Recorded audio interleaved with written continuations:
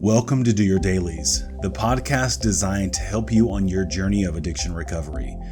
We're going to go through the big book of AA and use our collective experience, strength, and hope to help you understand what addiction recovery really looks like. So grab some snacks, sit back, press play, and dig deep. Thanks for being here. Well, welcome to this episode of the Do Your Dailies podcast. I am your host, Chris, here with my friends Dave and Joe. Good afternoon, gentlemen. Good afternoon. Hello, Chris. How are we doing today? We're rocking and rolling. Just absolutely filled with gratitude today about all the great things going on. I'm glad to hear that. We're going to pick up where we left off last time in Bill's story. And we believe this will be our last section of Bill's story. And we're going to jump right into it. But before we do, any thoughts from our last episode, our last discussion that we either want to remind the listener of, perhaps even remind ourselves of, as we go back in to dig in? Yeah, I'd like to make a comment. I think it's very important that what we're about to read is I believe, one of the most critical pieces, and we'll talk more about it, but what's the state of affairs in Bill's kitchen? And he had been sitting there drinking all night, I might add, and he talked about musing. So he was pondering, and what he had been thinking about, of all things, was where to hide a full bottle so his wife couldn't find it, because he would need it before daylight. So it gives us a little bit of insight as to the level of drinking, and even before, just 2 paragraphs before, he talked about the loneliness and despair in the bitter morass of self-pity. That's the condition this man is in when what we're going to talk about is about to happen. He just received a phone call, and an old drinking buddy was about to show up. Now he's thinking in his mind, because he's already, half drunk, or I don't know how drunk he was, but he'd been drinking all night. But that's an important comment, because even notwithstanding the amount of alcohol in his brain and his vision and all that, what it does to him physically, it's very important that we state that so that we understand how powerful what is about to happen is, because it overrides his physical and mental condition of the moment. The one thing for me is that everything at this point has been built up to impress upon our minds what is about to occur is a shift in his consciousness. But he doesn't get it automatically. No. But he is. What's interesting to me is he sees the miracle in front of him. And that's the first thing that we're impressed with. And then it just continues to grow from there. And that for me is so important. I love it. I'll start. Okay. The door opened, and he stood there, fresh-skinned and glowing. Now that's an interesting way to put things. He's glowing. Mm-hmm. Now, he's looking through bleary, intoxicated eyes, but he still picks up the glow. Right. And then he says this: there was something about his eyes. And I have referred to that statement over and over and over the years and asked people, why does he say that? What caught him about, and this man's name is Ebby Thatcher, what caught Bill's attention about Ebby Thatcher's eyes? And it's always been interesting to me when I've asked that question, what people have said. It's I've heard things like, that's the window of the soul. I mean, that means that Ebby was looking directly at him. And at least I'll speak from my experience, when I'm drinking, unless I'm in a rage and trying to intimidate, I don't look anybody in the eye. Yep. I'm looking at the ground. Well, he opens the door, and there he stood. I'm guessing standing tall. He was fresh-skinned, whatever that means at the time. That means he was, in my mind, that means he had taken care of himself. He didn't look like, Bill did, having been drinking and not showered, and probably smelled good and had his hair coiffed, whatever that meant. but he looked put together, but his eyes, there was something about his eyes. And then he says this, he was inexplicably different. Now, Bill Wilson's an educated man. He's an attorney. He's been all over the country. I don't believe that there are many times that Bill Wilson, he sold things to people. He sold them when nobody was buying. He still sold. So he couldn't even come up with the words to explain what he was seeing, but he was seeing it nonetheless. So he was inexplicably different. What had happened? Now, notwithstanding all of this, he must have invited him. They sat down at the table, and so what did he do? The only thing a normal drunk would do, he said, I pushed a drink across the table. He refused it. Disappointed but curious, I wondered what had gotten into the fellow. He was not himself. So he was seeing a vast difference from the fellow that he had seen all. And so he asked him. That he had known since childhood, because he mentions that they've known each other since they were children. Yeah. So all of a sudden, Ebby's showing up different, and he's going, oh, this is curious. Yeah, I can't even explain it. Yeah. So what does he do? He says, come. What's this all about? I queried. He looked straight at me. There again, that's an action of someone with a resolve and some self-confidence in who they are. He looked straight at me. Simply but smiling, he said, I've got religion. Bill says, I was aghast. So that was it last summer? An alcoholic crackpot, and now I suspect a little cracked about religion? He had that starry-eyed look. Yes, the old boy was on fire, all right, but bless his heart. Now, why did he say bless his heart? What is it? What? That's code for what? When someone says bless your heart. That's a judgment. That's a negative assumption of some sort. You idiot. I don't like your decisions. I had a person from the Deep South explain it to me. That's what we say when we discount you as a complete moron, but we don't want to say it, so we just say, bless your heart. Yep. And I said, oh, okay, so when you tell me that from now on, I'll know that I know what that means. So Bill used it. But bless his heart. Let him rant. Let him go on. So what Bill's doing is he's getting in his horse stance. He's getting comfortable in that chair. And he said, okay, let him go. Besides, he says, my gin would last longer than his preaching. So he's thinking he can drink himself through this outrageous dialogue that this guy's about to do. But then he says this, but he did no ranting. In a matter-of-fact way, he told how two men had appeared in court persuading the judge to suspend his his commitment.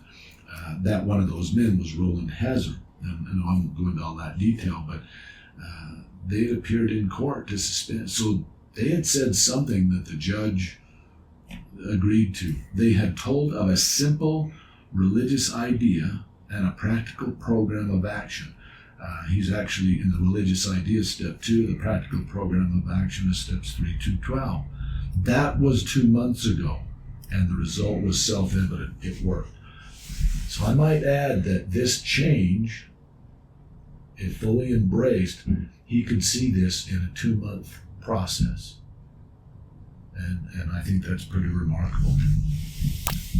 He had come to pass his experience along to me if I cared to have it. I was shocked but interested. Certainly I was interested. I had to be, for I was hopeless. So there's two mental jousting. That's the mental jousting at play there. Initially it was, okay, go ahead and rant. He's probably a little bit cracked.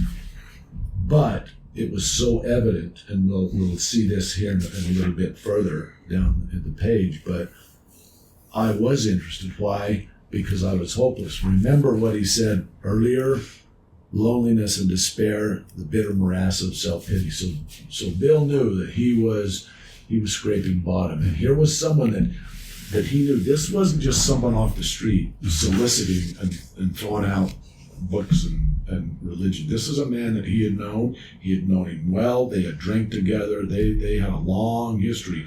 And he's showing up, and he can't get this out of his mind. There's something about his eyes.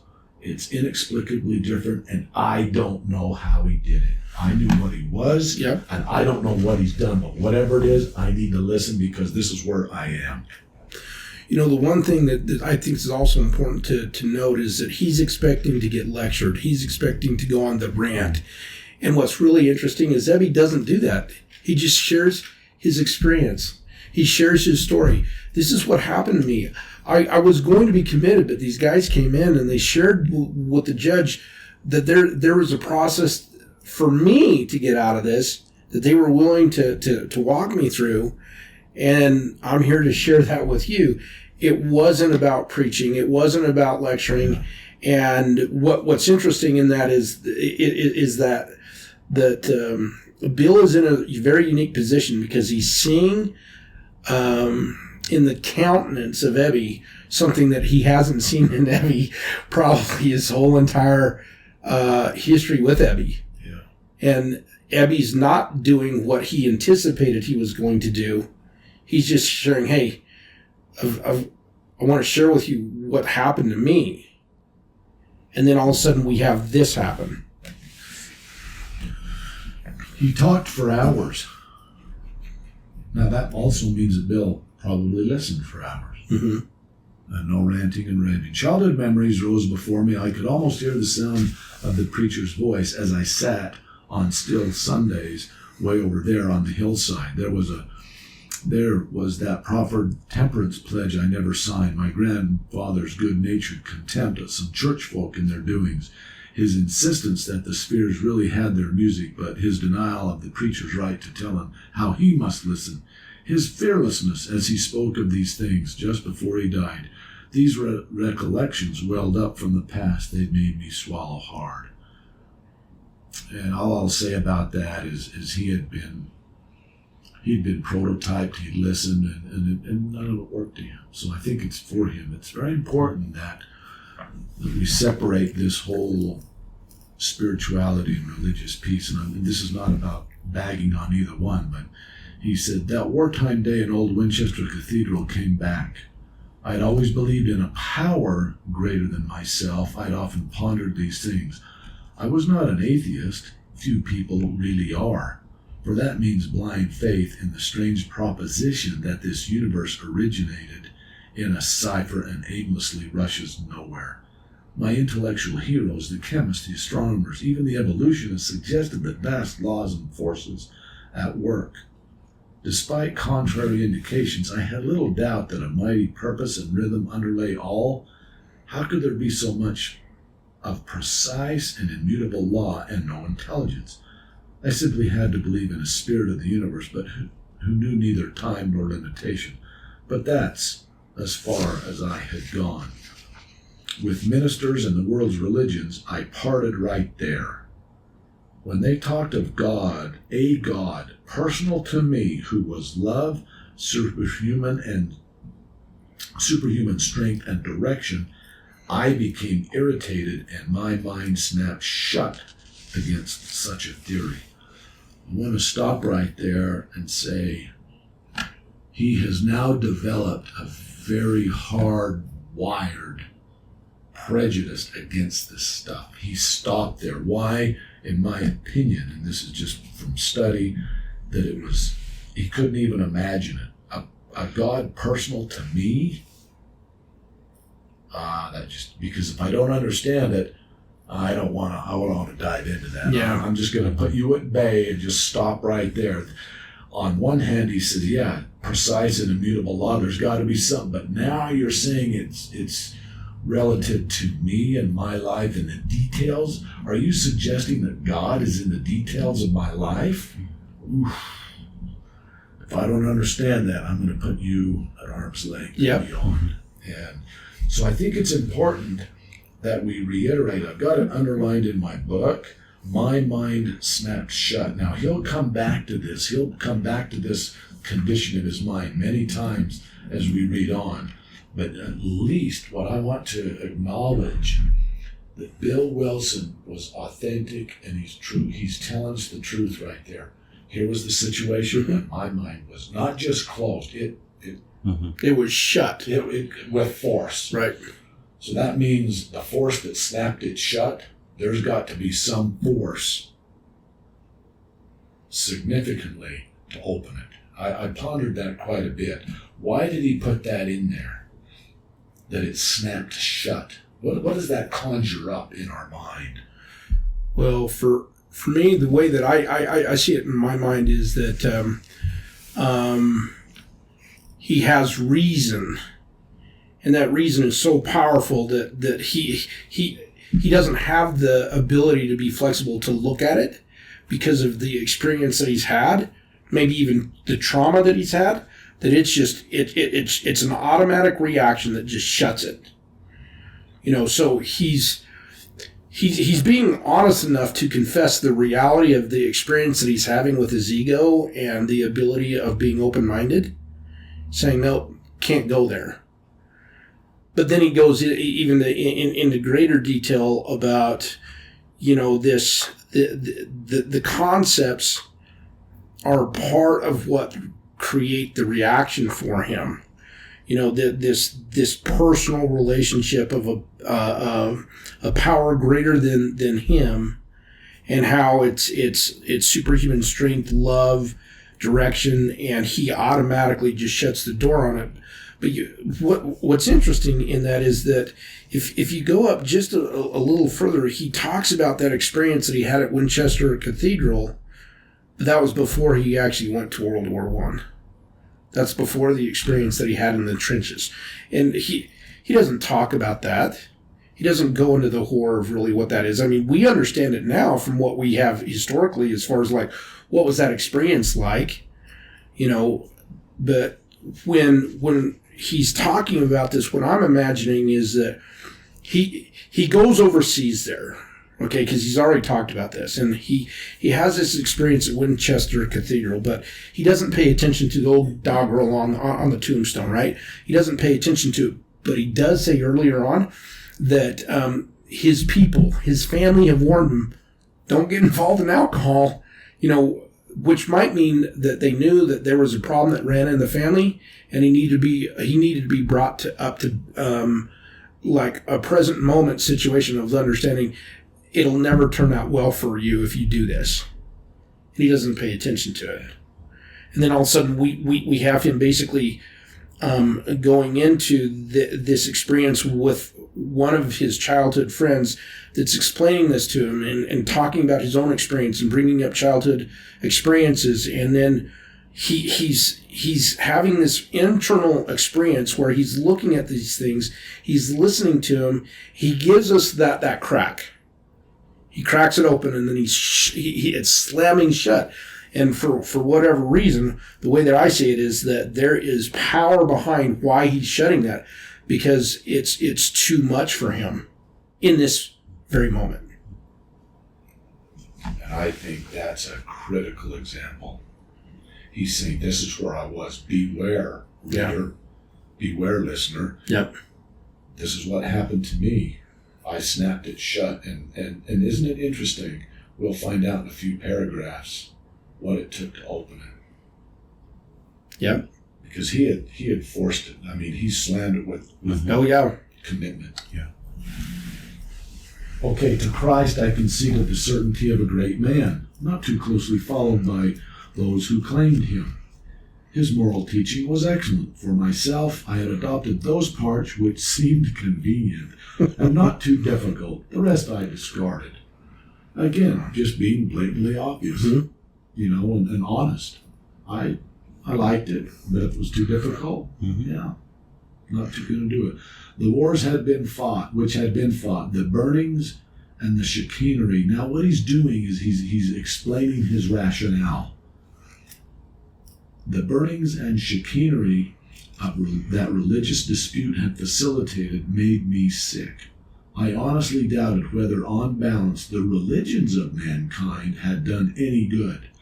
Judging from what I had seen in Europe and since, the power of God in human affairs was negligible. I think he's talking about what he has seen, but I also think he's talking about himself. Yeah. In other words, my mind stepped shut because I don't see God in my human affairs. The brotherhood of man, a grim jest. Oof. In other words, that's a joke. This brotherhood that you speak of is a jest. It's a joke. If there was a devil, he seemed the boss universal over all of it, and he certainly had me. Now, there's another very, very powerful confession. Mm-hmm. So he is connecting, in my opinion, he's connecting the page or two before, this loneliness, his drinking, I can't stop. Self-knowledge was the way. Oh, no, it wasn't. I drank.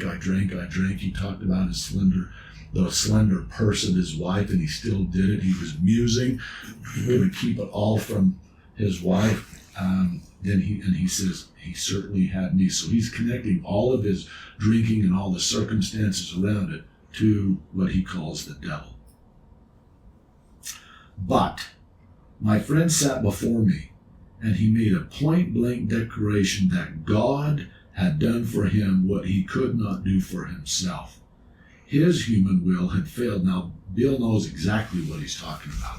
Not so much that God had done, but he understood the human will. He knew as best as anybody, as good as anybody, that human will had failed. Knowledge had failed. He knew exactly what he was talking about. Doctors had pronounced him incurable. Society was about to lock him up. Like myself, he had admitted complete defeat. Then he had, in effect, listen to this, been raised from the dead, suddenly taken from the scrap heap to a level of life better than the best he had ever known. Now, it also leads me to believe that he had done some reading in the Bible. Yeah. I think he was talking about, he was comparing his friend Eddie Thatcher to Lazarus. Because as far as he was concerned, Eddie was dead. As far as he was concerned, he was dead. It was just a matter of time. And yet, a scrap heap to a level of life better than ever known. You've got to believe that Bill is sitting there in a complete state of utter confusion. And Eddie's been doing this for 2 months. What in the world happened in those 2 months? Whatever, I mean, I can't explain it. All I'm doing is my eyes are not lying to me. Even my drunken eyes. It's that profound. It's that clear for him. Yes. Well, so in the context of this conversation, then is Bill acknowledging that he himself is a hopeless alcoholic? Because that's what I'm truly hearing, is that not only has Ebby said that he is a hopeless alcoholic, but Bill's not only like conveying that to us, but then he's also basically admitting that himself, saying, I am just like him. And this guy's turned around, and I have no way of explaining it. So therefore, can I turn it around? And do we not, as humans, want that quick fix? Don't we want the great reward without putting in that significant effort? He's just talking about, what was it? I adopted those parts which seemed convenient and not too difficult. Okay, so I'm seeing Ebby. Wow, this guy's on fire. How can I get that?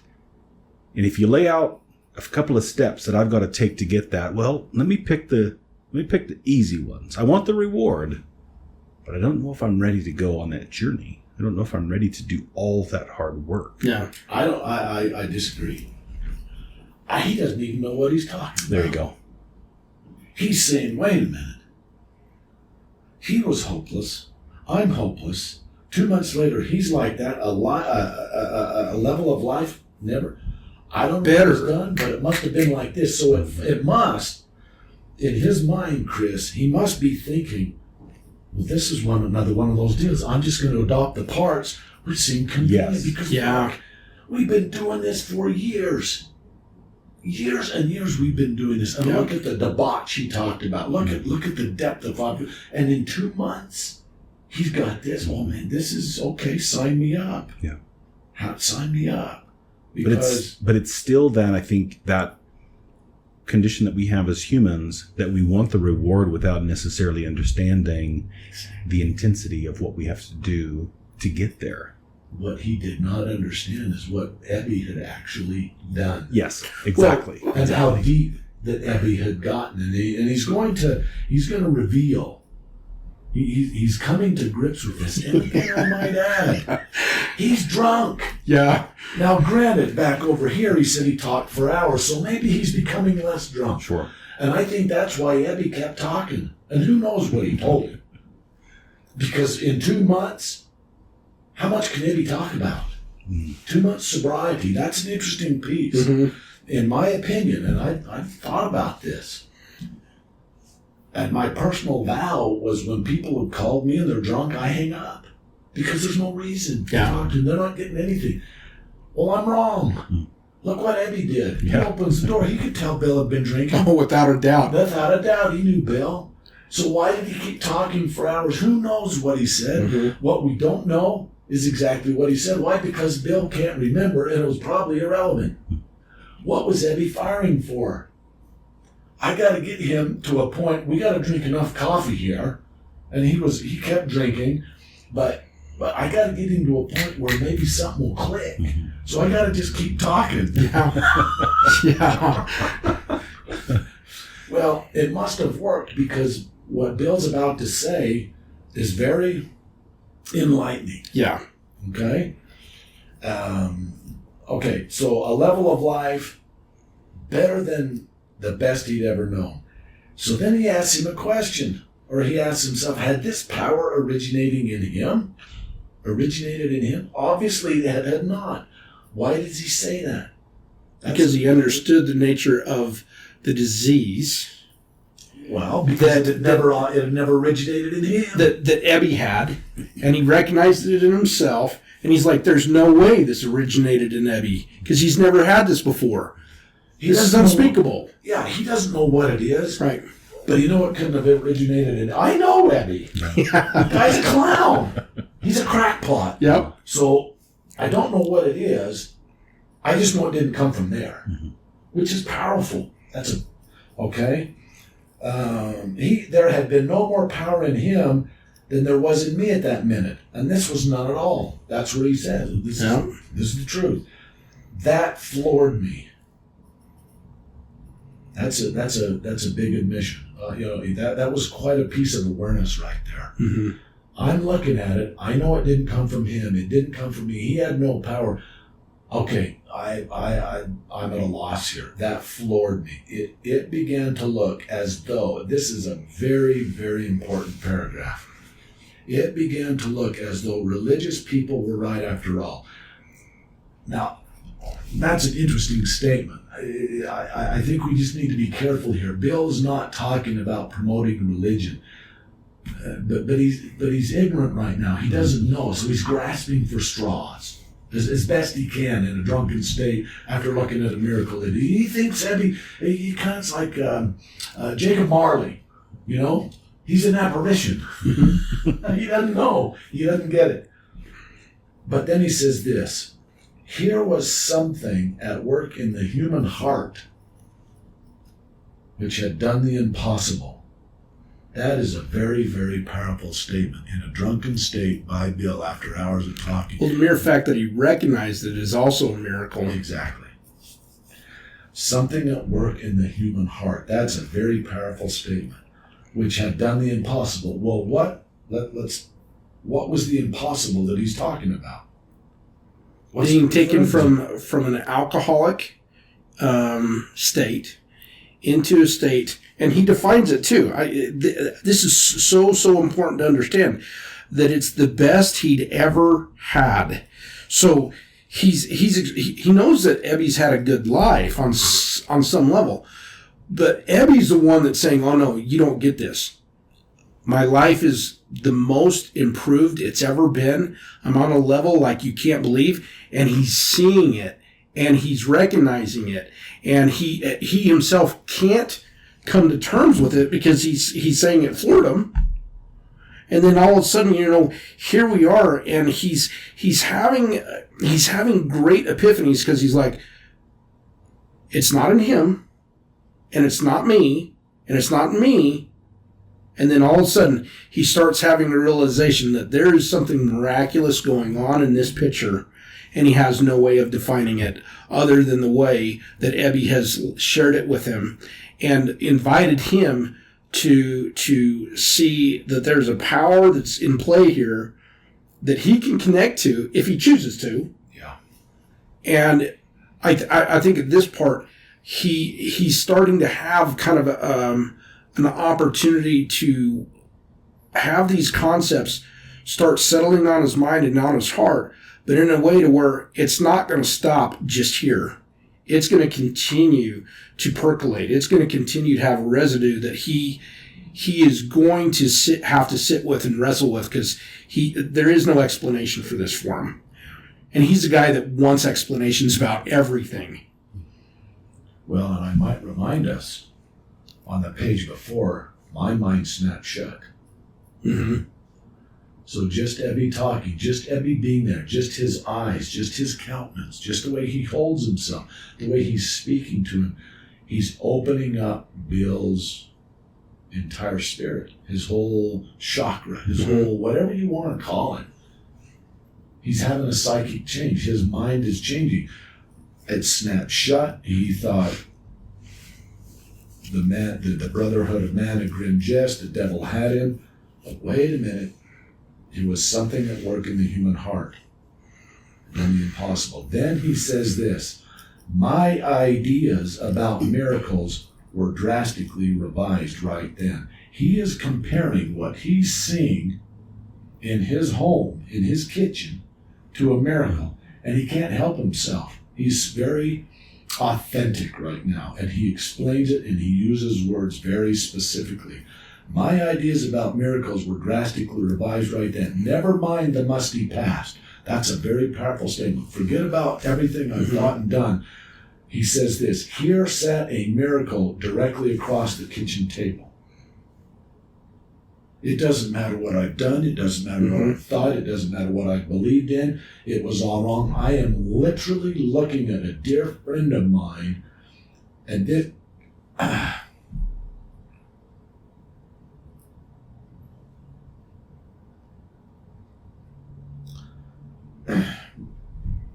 a dear friend of mine across the table that has something that I don't understand, but I want it, I need it, my life will be saved because his life and my life, not too long ago, we were done. And he knew it. And that's not, he's not firing for effect there. He's not lobbing, emotional grenades for effect. He's telling us the truth, that literally across his table. Now, in those days, I was thinking about this. How big were the kitchen tables back then? They were very small. They were very small. And in his case, maybe even smaller than most, because he hadn't been putting down much money. Right. Yeah. It's the Great Depression, too. We have to remind ourselves of that. Yeah. So the reason I bring that up is how close was Ebby to Bill. Close enough that Ebby could smell him. Yeah. But close enough that Bill could feel and partake of the spirit and the power that was coming out, that he could look into those eyes. That energy being so profound as at least an invitation to a wake-up call. Just this spiritually sobering and inspiring thing. And that doesn't have anything to do with, okay, here's what I see, the miracle that's happened, and I want that. So how much is it going to cost me? Or, 1, 2, 3, wave the magic wand kind of a thing. And I think there's that part of us, maybe to the listener, that goes, okay, the musty past, right? I've been in some dark places. I've done some things I'm ashamed of. I've been in a bad way. How do I move forward? It's too much. It's too much pain, too much darkness. And so as we consider whether we want to call them wrongs or crimes or sins or misgivings, whatever it is, as we remember those things, the stress level goes up. And I think that's part of why people struggle so much is we have this hope of change, but then we get reminded, perhaps that dark side of our mind, our ego, or whatever it is, reminds us, yeah, but you're this guy. Yeah, but you did that. But what about these things? And it becomes so overwhelming that we fall back into that. Yeah. And so for whatever reason, as we're going through this, Bill's seeing this man who, yeah, they've done some things. They've been some places, some unsavory things, some embarrassing things. But he can't deny that feeling. He can't deny what he's seeing, what he's witnessing. It's right in front of him. Mm-hmm. I might add to that, Chris, if you were to ask me, I've been in this industry for, the human condition for 30 years. What was the one thing that I saw over and over and over, a recurring thing over and over and over, and it was, I am not worthy. I saw that over and over and over. So I believe, and this is a belief, he doesn't say it just here yet, but he said the devil had him, and he's seen the heart had changed, and he's wondering, can I have some of that? Yep. Am I worthy for this? What's it he done? How did he get to the place where that human heart, that's whatever it was, that's something that worked. What's the something, and how did it change his heart? And then he goes on to explain, after he says the miracle, he says he shouted great tidings. So what does that mean? Ebby's telling him that he can have this too. There's enough recovery oxygen for all. He doesn't have a corner on this market. And he comes to Bill. Why? Because he was Bill's close friend. And in his mind, I got to go see Bill because Bill's going to die. And he was singing great tidings, shouting great tidings. And then Bill, in the next sentence,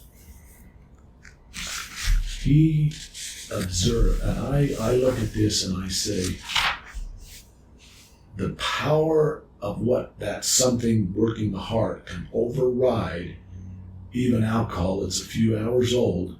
And I've had this experience. I've spoken in prisons, and I counted one time from my car to where I spoke, I counted 8 gates, locked doors, no windows in there, and I will tell you, I will testify that the Spirit of God and the Spirit of recovery resided in that room with those 50 men that were in prison for a long time. Mm-hmm. And that's what he's about to say. I saw that my friend was much more than inwardly reorganized. Now, why did he choose that? He was much more than inwardly reorganized. What would we, if we just back up for a minute and say, what does that mean, those 2 words, inwardly reorganized? What do you think, Chris? The phrase, I got to get my shit together, comes to mind. And how many times we as humans say that.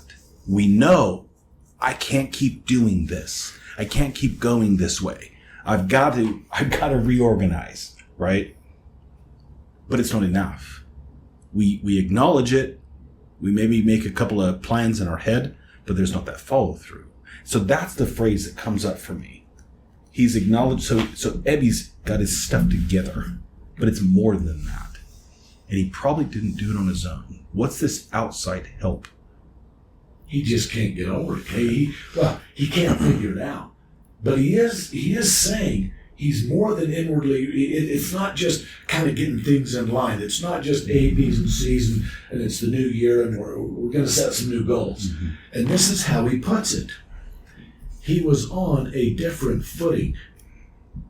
Well, what does that mean? What is footing? Foundation. A foundation. He's on a different foundation. Yeah. And then he says this, his roots. Now, what are his roots? Grasped a new soil. So what's he referring to? Well, if you always talk about roots, you're talking about plants. But if you go into like a lot of the biblical stuff, an analogy is trees. It's like, okay, these trees, the seed that I've planted is sprouted and it's grown roots. But in the analogy of a lot of spiritual teaching, it's like the tree will grow into a tree that bears fruit. And what he's basically saying here is he's like, Ebby's sharing some fruit with me that I've never seen before. He's got a brand new foundation. His roots are the roots of confidence, of assuredness. There is a new countenance to the way that not only that he looks, but the way he's talking is convincing Bill. This would not be the case if Ebby was like a lightweight partaker of this message, because what we're really finding out here, I believe, is what Bill is basically saying is that Ebby's not talking to me. He is showing me by his actions that he is doing this. And as a direct result, he is basically telling us he has a new foundation. He has roots. The fruit that he's sharing with me is getting me interested because everything has changed in him. And it hasn't for me, but I want what he has. Yeah. He says his roots had grasped new soil. Now that's an interesting thing. That's an interesting analogy, isn't it? Mm-hmm. New soil. He's never seen this soil. He doesn't know the composition. He doesn't know where it is. He doesn't know where he can get any. Yeah. But I think it's important. Even Bill, in his drunken state, and I keep saying that because the message there is this. Ebby's message is so powerful, it overrides Bill's state and it speaks right to the heart. Yeah. That's important. But he says his roots have grasped new soil. In other words, Bill and all of his wordsmithing and all of it, he knows he's not going to disbar, he's not going to displace, he's not going to remove Ebby from this foundation. His roots, his spiritual roots, have grasped new soil, none of which Bill understands. Yeah, think back to when he slid the drink to him. What was Bill's expectation exactly. when he slid the drink to Ebby? Yeah. We're going to drink together for a long time. Yeah. I got enough because I hid some in the back so my wife couldn't find it. Yeah. We got some juice. And he's probably got some money in his pocket and we can send out for more. Right. It wasn't DoorDash back then, but he knew where to get it. Yep.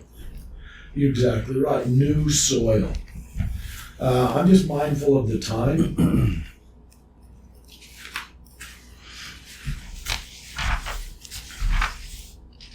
The next few paragraphs are very, very powerful, and I wonder if just because we've been going at it for about 45 minutes, time goes quick. And it does. Well, I'm wondering if we ought to do a part 4 or 5 to this. Yeah, there's nothing. And to the listener, it's just you just gotta this episode will time out, and you'll hit play on the next one when the time is right, and just. I like pure confession on my part. I'm untethered. I'm raw. Mm-hmm. I will tell you, the listener, straight out, heart to heart. I pray to God before I come here. We pray as a team before we start, and you need to know the word that I use to describe myself is just conduit. I made a vow that I would thunder away and tell the truth, and frankly, I think we have just read the result in Bill of what Ebby just did. Ebby thundered away. He wasn't speaking. He wasn't making this up. There was no script in front of him. He was telling truth, and maybe I'm altruistic. I don't know. But mark my words, Ebby knew what he was about to get into in talking to Bill Wilson before he knocked on that door. Yeah. It would be my bet, and I bet everything I own, that Ebby Thatcher, before he did that, because of the spiritual experience that he'd had, he put his head down and said, this is a dear friend of my God. What do I need to know right now? And I will go in there and talk. But you need to help me. You need to put the words there. Yeah. And I think by virtue of what happened and what we've read, Bill's been very articulate. He's been very forthright and honest about what happened. I think that's the juice in it right there. And I shared with you men a little earlier before we started this, some experiences that I've had, and I will echo some of that to our listener. To this point, if you have someone in mind that is outside of yourself that needs to hear this message, for whatever reason, there's been resistance or they've never been invited, they've never come upon anything about recovery. But if that person that you're seeing as you close your eyes or as you imagine, share this with them. Send this podcast link to them. Tell them you love them. And if you feel like that would cause them some level of resistance, or you don't have the courage to do it, or you feel like it's not your place or something along those lines, come up with a scenario where you might spark a conversation about recovery. Changes that need to be made in people's lives, our own lives.